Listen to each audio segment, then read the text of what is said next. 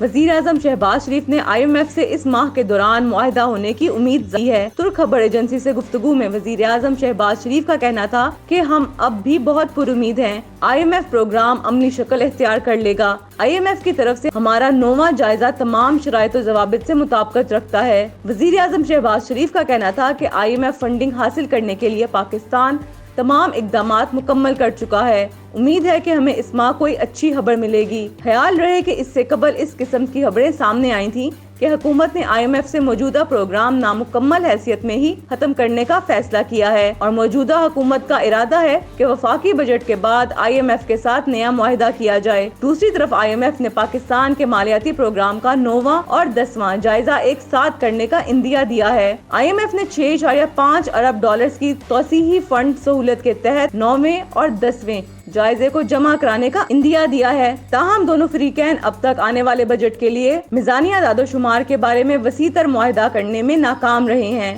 IMF اور پاکستانی فریق نے EFF کے تحت رکے ہوئے فنڈ پروگرام کی بحالی کے لیے تعطل کو توڑنے کے لیے پیر کی شام کو ورچوئل راؤنڈ کا انعقاد کیا، جس کی میعاد 30 جون 2023 کو ختم ہو رہی ہے۔ اعلیٰ سرکاری ذرائع کے مطابق پاکستانی فریق کی خواہش ہے کہ وہ اسٹاف لیول معاہدے پر دستخط کرے تاکہ 9ویں جائزے کو آزادانہ کام کرنے والا اسٹینڈ الون کے طور پر کام کیا جا سکے، لیکن IMF نے 9ویں اور 10ویں جائزے کو جمع کرانے کا عندیہ دیا ہے۔ ابھی تک دونوں فریق بجٹ کے اعداد و شمار پر کوئی وسیع تر معاہدہ نہیں کر سکے۔ 2023 اور 24 کے اس طرح کے مجوزے توسیعی بجٹ پر IMF کی توثیق حاصل کرنے کے امکانات بہت کم ہیں۔